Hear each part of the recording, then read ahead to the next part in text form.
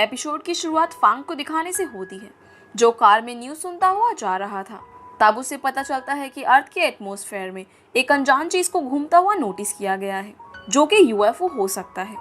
तभी फांग का डॉक्टर उसे कॉल करके बताता है कि आज बारिश होने वाली है, इसीलिए वो सावधान रहे। अब कॉल पर बात करने की वजह से फांग का ध्यान भटक जाता है और उसकी गाड़ी का एक्सीडेंट हो जाता है, जिसमें उसको काफी चोट लगती है। तभी हम देखते हैं एक लड़की शायसा उसकी तरफ आती है, जिसने कुछ भी नहीं पहना हुआ था। असल में ये एक एलियन होती है जो यूएफओ से उतरी थी। तब वो एक चादर लपेटकर फांग के पास आती है और उसकी बॉडी को छूते हुए सोचने लगती है कि ये कितना हैंडसम है। फिर वो अपनी सर को झटकती है और अपनी पावर से फांग को ठीक कर देती है। तब वो देखती है कि उसकी कार ब्लास्ट होने वाली है, इसीलिए वो फांग के सामने आ जाती है ताकि फांग को कुछ भी ना हो।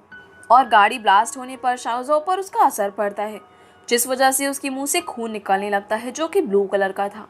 और शाइज़ाओ खुद प्रेशर के कारण नदी में गिर जाती है, लेकिन गिरने से पहले उसके खून की एक बूंद फांग के हाथ पर गिर जाती है। और साथ ही शाइज़ाओ के लॉकेट में से एक चमकीली चीज़ निकलकर फांग की बॉडी पर गिर जाती है।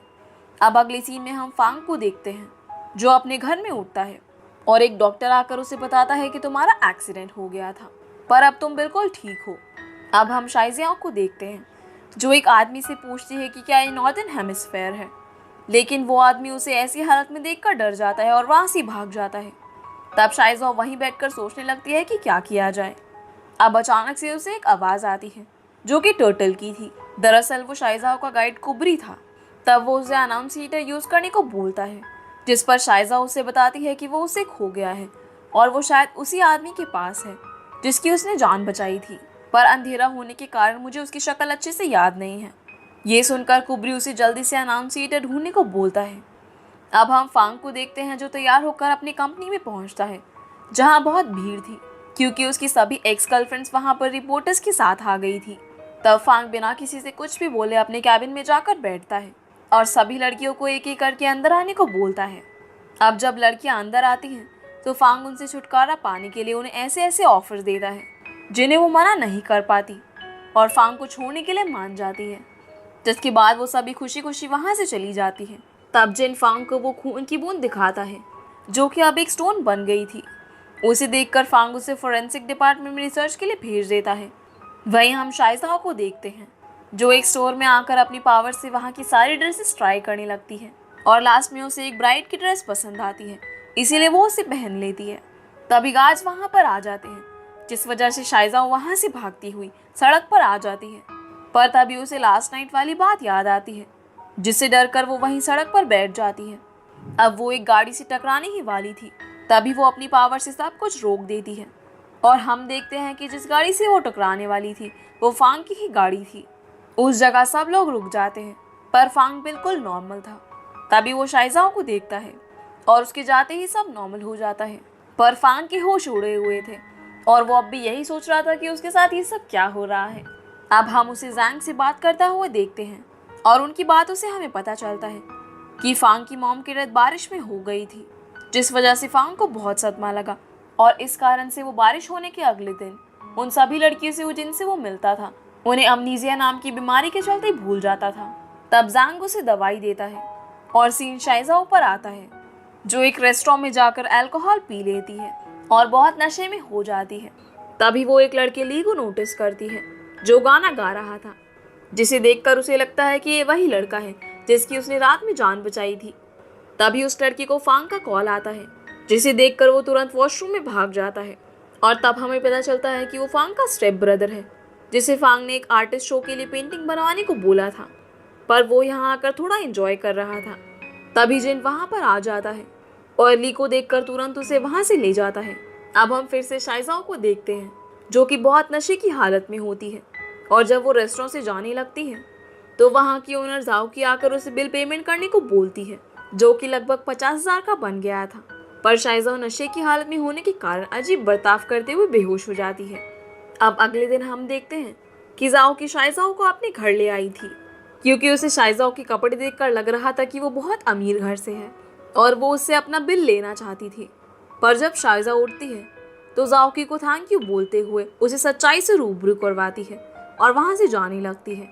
तब जाओकी को उसकी स्पेस से रिलेटेड बातें सुनकर लगता है कि वो पागल है इसीलिए वो अपने पैसे चले जाने के कारण रोने लगती है, जिसे देखकर शायजाओ रुक जाती है और बोलती है कि आपके पैसे देने के लिए मैं जो कुछ भी होगा वो करने के लिए तैयार हूँ।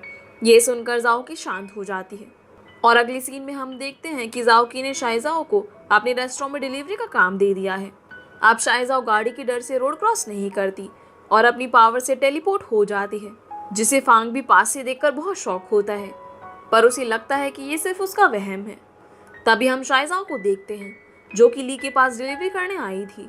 तब ली उसे अपने रूम में बुलाकर बताता है कि मेरे भाई ने मुझे यहाँ कैद कर रखा है और बस तुम ही मुझे यहाँ से निकाल सकती हो। अब क्योंकि शायजाओ ली को देखकर बहुत ज़्यादा इम्प्रेस हो गई थी, क्योंकि वो बहुत हैंडसम था, इसीलिए वो उसकी मदद करने के लिए मान जाती है। अब हम ली को शायजाओ के कपड़े पहनकर बाहर जाता हुआ देखते हैं और फांग जब आकर उसके रूम में जाता है तो वहाँ शायजाओ ली के कपड़ों में होती है। अब उसे देखकर फांग उससे ली की लोकेशन पूछने की कोशिश करता है, पर शायजाओ उसे कुछ नहीं बताती और किसी तरह वहाँ से भाग जाती है। पर फांग को उसके रेस्टोरेंट का कार्ड और खाना मिल जाता है, जिसे देखकर वो फांग जिन से रेस्टोरेंट ढूंढने को बोलता है। अब शायजाओ जाओकी के पास पहुंचती है तो उसे वहाँ उसके कपड़े मिल जाते हैं, जिन्हें ली जाओकी को दे गया था। साथ ही वो एक कार्ड भी दे गया था जिसमें उसने शायजाओ को एक रेस्टोरेंट में मिलने को बोला था। उसे देखकर शायजाओ बहुत खुश हो जाती है। अब जब शायजाओ रात में सारी डिलीवरी खत्म करके आती है तो उसका रेस्टोरेंट पूरा खाली हो जाता है, पर जब वो अंदर जाती है तो वहाँ उसे फांग बैठा हुआ मिलता है, जो उसे बताता है कि उसने पूरा होटल बुक किया हुआ है। अब उसे देखकर शायजाओ वहाँ से भागने की कोशिश करती है, पर जाओकी उसे गेट पर ही रोक लेती है और बताती है कि इतने बड़े बिजनेसमैन ने बस तुम्हारी ही डिमांड की है, इसीलिए तुम जाकर उनकी बात मानो और उन्हें सर्व करो। ये सुनकर शायजाओ को जाओकी की बात माननी पड़ती है और वो मेन्यू लेकर फांग के पास जाती है, जो उसे बोलता है कि मुझे यहाँ की हर एक डिश चाहिए और हम दोनों साथ में खाते हुए ली के बारे में बात करेंगे। तब शायजाओ उसे ऐसा करने से मना करने की कोशिश करती है, पर एट द एंड उसे उसकी बातें माननी ही पड़ती है। अब जब वो कुकिंग कर रही होती है तो उसे कुछ समझ में नहीं आता कि क्या काम कैसे किया जाए और वो वहाँ पर आग लगा देती है, जिसे देखकर फांग तुरंत किचन में आ जाता है और अपनी शर्ट उतारकर आग बुझाता है और शायजाओ फिर से उसकी बॉडी की तरफ अट्रैक्ट हो जाती है और जैसे ही वो उसकी चेस्ट पर हाथ रखती है तो उसे समझ आ जाता है कि फांग ही वही आदमी है जिसकी उसने जान बचाई थी। तब फांग उससे पूछने लगता है कि ये तुम क्या कर रही हो, जिस पर शायजाओ बोलती है कि तुम बहुत स्ट्रांग हो इसीलिए मुझसे दूर रहो। पर जब वो फांग की मस्कुलर बॉडी को देखती है तो उसे देखकर वो उसे ली के बारे में सब बता देती है और फांग तुरंत वहाँ से निकल जाता है। तब शायजाओ भी ली को बचाने के लिए अपनी फुल स्पीड में फांग से पहले उस होटल में पहुँच जाती है और ली को वहाँ से भागने को बोलती है, पर ली उसे बोलता है कि यहाँ पर सब उसके कंट्रोल में है। इतना बोलकर वो शायजाओ को अपने साथ लंच करने के लिए बोलता है और दोनों लंच करते हुए साथ में बातें करने लगते हैं। तब हैंडशेक करते वक्त ली शाओजाओ से पूछता है कि तुमने ग्लव्स क्यों पहने हुए हैं, जिस पर वो बताती है कि हम जैसे एलियंस की स्किन बहुत सेंसिटिव होती है और अगर तुम उसे डायरेक्ट टच करोगे तो कुछ बहुत बुरा होगा। तभी वहाँ पर फांग आ जाता है, जिसे देखकर शायजाओ फिर से उसकी तरफ अट्रैक्ट होने लगती है और उसे उसमें से अनाउंसिएटर की स्मेल आने लगती है। तब फांग शायजाओ को साइड करता है और अपने बॉडीगार्ड से ली को पकड़ने के लिए बोलता है। तब शायजाओ को लगता है कि फांग के पास अभी अनाउंसिएटर नहीं है और शायद वो उसके घर पर होगा, इसीलिए वो नाटक करने लगती है और बोलती है कि मुझे ली के साथ ही रहना है।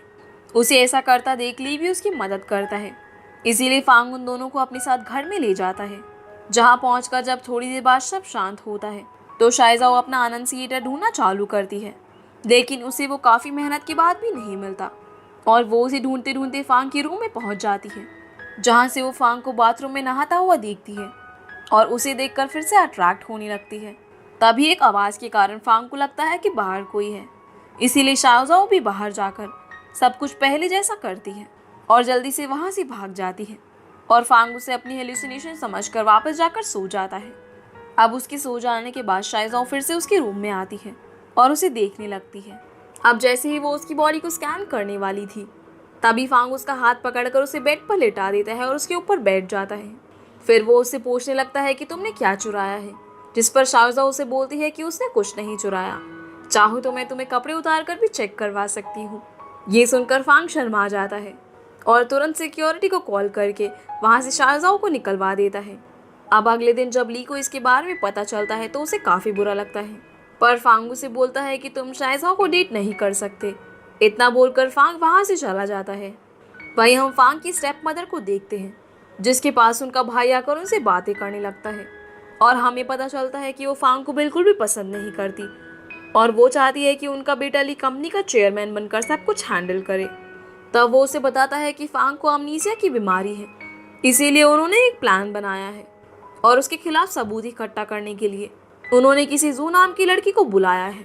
तब हम जाओ की को शाइजाओ के साथ देखते हैं, जहाँ वो उसे एक एग्रीमेंट दिखाते हुए बताती है कि कल उन्हें बहुत प्रॉफिट हुआ और अगर फांग इस एग्रीमेंट पर साइन कर देगा तो हमें रोज उनके स्टाफ के लिए टिफिन भेजने होंगे, इसीलिए तुम जाकर इस पर साइन करवा लाओ। जिस पर शाइजाओ मान जाती है और फांग की बिल्डिंग में पहुंच जाती है। वहीं हम फांग को लिफ्ट के पास देखते हैं, जहां लिफ्ट का गेट अचानक से बंद होते हुए रुक जाता है और शाइजाओ उसके सामने से उछलती हुई लिफ्ट में चढ़ जाती है। उसके तुरंत बाद ही सब ठीक हो जाता है। ये सब देखकर फांग बहुत शॉक होता है, पर इस बार भी उसे ये सब हेलुसिनेशन ही लगता है। जिसके बाद शाइजाओ फांग के कैबिनेट में वो एग्रीमेंट रखकर वहाँ अपना अनाउंसिएटर ढूंढने लगती है, पर जैसे ही उसे लगता है कि फांग आने वाला है तो वो छुप जाती है। पर फांग को अपनी बुक्स की गलत अरेंजमेंट देखकर सब पता चल जाता है, इसीलिए वो शाइजाओ को बाहर बुलाने लगता है। तभी शाइजाओ उसके हाथ बांधकर उसे अनाउंसिएटर के बारे में पूछने लगती है। जवाब में फांग उसे बोलता है कि उसे इसके बारे में कुछ भी नहीं पता। तब बातें बातों में शाइजाओ उसे ये भी बता देती है कि उसने उस रात उसकी जान बचाई थी, जिस पर फांग को भरोसा नहीं होता क्योंकि फांग के हिसाब से उस वक्त वहाँ पर कोई नहीं था। तभी वहाँ पर फांग की अंकल की आवाज़ आती है और फांग शाइजाओ को नीचे करके चुप रहने को बोलता है। उसके अंकल उसे आकर बताते हैं कि जू उससे मिलने आई है, जिस पर फांग उसे झूठ बोलने को बोलता है कि उसकी तबीयत खराब है। अब अंकल के जाने के बाद शाइजाओ भी गुस्से में वहाँ से चली जाती है और फांग के अंकल जब ये बात जाकर जू को बताते हैं तो वो समझ जाती है कि वो झूठ बोल रहा है, इसीलिए वो गुस्से में वहाँ से चली जाती है और उसकी गाड़ी तोड़ देती है। वहीं फांग फॉरेंसिक डिपार्टमेंट में जाकर साइंटिस्ट से उस स्टोन के बारे में पता करता है, जिस पर साइंटिस्ट कुछ बताने ही लगता है। तभी जिन फांग को कॉल करके गैरेज में आने को बोलता है। जब फांग गैरेज में जाता है तो जू उसे उसकी गाड़ी के पैसे देते हुए बोलती है कि मेरे डैड ने बस मेरी ब्लाइंड डेट तुम्हारे साथ फिक्स करी थी, इसीलिए मुझे बस एक बार तुम्हें देखना था। और इतना बोलकर वो वहाँ से चली जाती है और फांग जू पर नजर रखने को बोलता है। वहीं हम ली को देखते हैं, जिसे जू का मैसेज मिलता है और वो अपने पुराने विजन में खो जाता है, जिसमें वो जू के साथ बहुत खुश था, पर एक टाइम पर उनका ब्रेकअप हो गया था। दूसरी तरफ हम शाइजा और जाओकी को बातें करते हुए देखते हैं। तभी वहाँ ली पहुँच जाता है और शाइजा उसे बातें करते हुए उसके साथ ड्रिंक करने लगता है, पर बहुत ज़्यादा ड्रिंक करने की वजह से वो बेहोश हो जाता है और उसे शाइजाओ में जू दिखने लगती है, इसीलिए ली उसका हाथ पकड़ लेता है। पर उस वक्त शाइजाओ ने ग्लव्स नहीं पहने हुए थे, इसीलिए उसे कुछ होने लगता है और वो कांपती हुई स्टोर रूम में जाकर बैठ जाती है। अब क्योंकि काफ़ी देर हो जाती है और ली का कुछ अता पता नहीं होता, इसीलिए फांग उसकी लोकेशन ट्रेस करके सीधा उसी रेस्टोरेंट में पहुंच जाता है, जहां पहले मिस जाओकी उसे अंदर जाने से रोकती है क्योंकि ली ने पहले ही पूरा रेस्टोरेंट बुक करा हुआ था।